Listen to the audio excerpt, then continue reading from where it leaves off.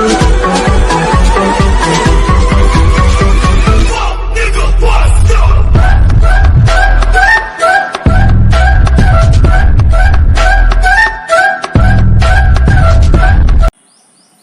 Student, मैं सनी आप सभी का स्वागत करता हूं आप सभी के अपने चैनल लेटकर रिसर्च अकेडमी के ऑनलाइन पोर्टल पे। लॉ पर सीरीज चल रहा है एलपी टेक्नीशियन को ध्यान में रखते हुए, क्योंकि सारे इंपॉर्टेंट जो क्वेश्चन है नॉन टेक्निकल खासकर जीके की बात करें, जो अधिकतर सभी एग्जामों में भर भर के पूछा जाता है। मतलब हर दूसरा तीसरा क्वेश्चन लगभग इसी सेशन से पूछा जाता है। ठीक है, तो ये सब जितने भी सेशन चल रहे हैं ये सीरीज़ को पूरा देखना, और बाबू सीरीज़ पसंद आता है तो लाइक शेयर सब्सक्राइब जरूर कर दिया करो। चलो पहला क्वेश्चन देखते हैं क्या पूछा है कि किसने एक बाग बगीचे जिसमें बहता हुआ पानी हो के निर्माण में परंपरा शुरू की थी। यानी एक तरीके से कहें तो बाग बगीचा बढ़िया बनाया था, पानी बह रहा हो, प्राण ढेम करा, यानी एक तरीके से कहें तो एक तरीके से पार्क तैयार किया था। तो वो कौन था? तो वो थे हमारे बाबर साहब। कौन थे? बाबर साहब थे। ठीक है, चलो। राजा बीरबल की उपाधि किसे दी गई थी? यानी अकबर बीरबल थे ना, तो बीरबल की उपाधि किसे दी गई थी? उनका मूल नाम महेश दास था। क्या नाम था? महेश दास था। सही है, चलो अगला क्वेश्चन देखते हैं। किस मुगल शासक का 2 बार राज्याभिषेक हुआ था? तो इनमें से कौन सा ऐसा मुगल शासक है जिसका 2 बार राज्याभिषेक हुआ था? और लास्ट भी थे औरंगजेब। तो इनका 2 बार क्या हुआ था? राज्याभिषेक हुआ था औरंगजेब का। सही है ना, याद रखना 2 बार राज्याभिषेक हुआ था। शेरशाह सूरी का मकबरा बहुत ज़्यादा पूछा जाता है। मकबरा जैसे शाहजहाँ का मकबरा कहाँ है, ठीक है, बाबर का मकबरा कहाँ है, अकबर का मकबरा कहाँ है, इसी तरह शेरशाह का मकबरा कहाँ है? तो शेरशाह सूरी का जो मकबरा है वो कहाँ है? सासाराम में। किसी का दिल्ली में है, किसी का लाहौर में है, किसी का आगरा में, ऐसे ऐसे करके है। तो इनका जो मकबरा है वो सासाराम बिहार में है। ठीक है, चलो अगला।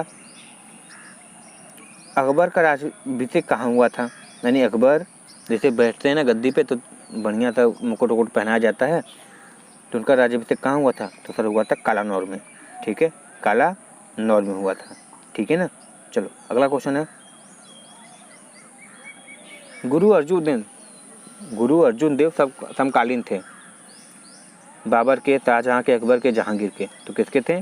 गुरु अर्जुन देव जहांगीर के समकालीन थे। बहुत बार ये भी पूछा कि गुरु अर्जुन देव किसके गुरु थे। ठीक है, तो किसके गुरु थे तुम कमेंट करके बता देना। सही है, चलो अगला क्वेश्चन है। किस राजपूत वंश ने अकबर के सामने समर्पण नहीं किया था? यानी सर कटा लेंगे मगर झुकेंगे नहीं। तो कौन था? सर हमारे थे सिसोदिया वंश थे। ठीक है, दिल्ली वाला सिसोदिया नहीं, सिसोदिया वंश। ठीक है, याद रखना सिसोदिया वंश। नेक्स्ट क्वेश्चन देखो। किस मुगल शासक को आलमगीर कहा जाता था? किस शासक को आलमगीर कहा जाता था? तो वही था जिसका 2 बार राज्याभिषेक हुआ था, वो था औरंगजेब। सही है ना, चलो नेक्स्ट क्वेश्चन देखो।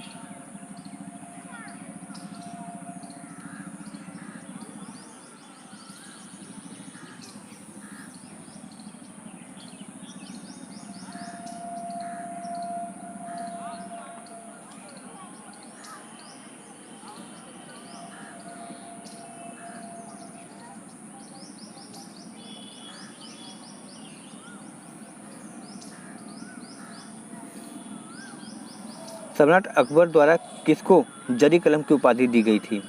ठीक है, तो मोहम्मद हुसैन जो थे उनको महाराजा अकबर ने जरी कलम की उपाधि दी थी। ठीक है, जरी कलम की उपाधि दी थी। चलो अगला क्वेश्चन है। हल्दी घाटी का युद्ध कब हुआ था? तराइन का युद्ध कब हुआ था? तराइन का दूसरा युद्ध कब हुआ था? पानीपत का युद्ध कब हुआ था? बक्सर कब हुआ था? प्लासी का कब हुआ था? ठीक है, ये सब चीज़ें पूछी जाती हैं। तो याद रखना जो हल्दी घाटी का युद्ध हुआ था वो 1576 में हुआ था। ठीक है, डेट अधिकतर जो इम्पोर्टेंट कम से कम बैटल उसको तो याद ही कर सकते, बाकी नहीं याद कर सकते तो सही नहीं। तो 1576 में हुआ था। फैजी निम्नलिखित में से किसके दरबार में था? ठीक है, यानी जो फैजी था किसके दरबार में रहा करता था? तो सर ये रहा करते थे अकबर के। ठीक है, अकबर के दरबार में रहा करता था। कौन? हमारा फैजी भैया। ठीक है, चलो अगला। किसके समय में मलिक मोहम्मद जैसी ने पद्मावत की रचना की। पद्मावत समझ रहे हो, पद्मावती, पद्मावत पिक्चर का नाम, फिल्म का नाम, ठीक है। संजय लीला, ठीक है, संजय लीला भंसाली, सही है ना।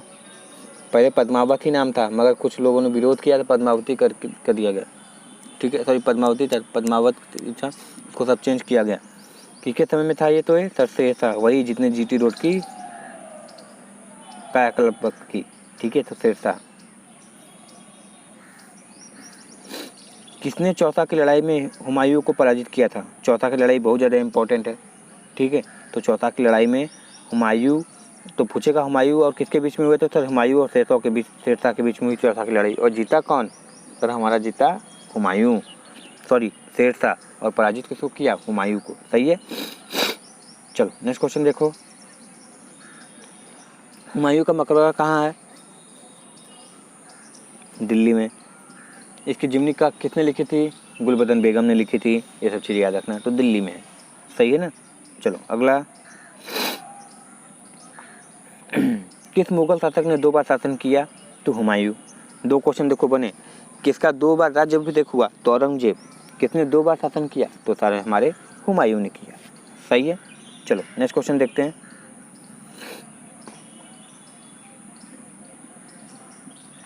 हाँ, ये सब देखो, तुमको लगता होगा कि सर ये सब क्वेश्चन तो बहुत बार सुना लग रहा है, क्योंकि बहुत बार एग्जामों में देखते हैं यही सब छापा रहता है, ठीक है। सेट लगाओ, एग्जाम लगाओ, पीवीएस है, देखो ये सब पूछा था।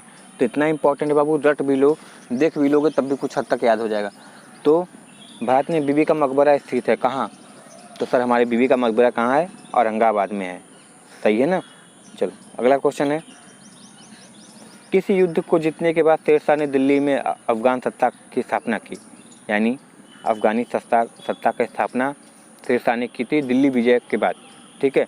तो दिल्ली में स्थापित की तो किस युद्ध के बाद की थी? तो सर बिलग्राम का युद्ध हुआ था, उसको शेरशाह जीत जाता है, फिर उसके बाद दिल्ली में अफगान की सत्ता का स्थापना करता है, सही है ना। चलो अगला क्वेश्चन। निम्नलिखित भारतीय शासकों में से अकबर के समकालीन कौन थी? तो रानी दुर्गावती जो थी भारतीय शासक थी रानी दुर्गावती, और ये अकबर के समकालीन भी थी, सही है ना। चलो अगला देखते हैं। शाहजहां ने निम्नलिखित में से किस शहर में मोती मस्जिद बनवाई थी? तो मोती मस्जिद, अगर शाहजहां देखो अधिकतर जो शाहजहां ने बनवाए थे सारे आगरा में, ठीक है। तो 10 में से 7 बार 8 बार क्या होगा? तुमको शाहजहां ही मिलेगा, ठीक है। तो शाहजहां इसका सही आंसर हो जाएगा, सॉरी आगरा। अगला। किस मुगल शासक बादशाह ने जजिया नामक कर पुनः लगाया था? ठीक है, जजिया कर, जो हज जो जाती थे उसके लिए जजिया कर लगाया जाता था, ठीक है। तो किसने लगा दिया? औरंगजेब ने लगा दिया था, ठीक है। तो जजिया कर किसने लगाया? औरंगजेब ने लगा दिया, वही जिसने 2 बार राज्याभिषेक करवाया। शिवाजी ने मुगलों को किस संधि के द्वारा किलों पर स्थानांतरित किया? तो शिवाजी ने मुगलों को किस संधि के द्वारा किलों पर स्थानांतरित किया? तो सर पुरंदर की संधि हुई थी। पुरंदर के संधि के बाद ही क्या हुए? किलों को स्थानांतरित किया गया, सही है ना। चलो अगला क्वेश्चन है।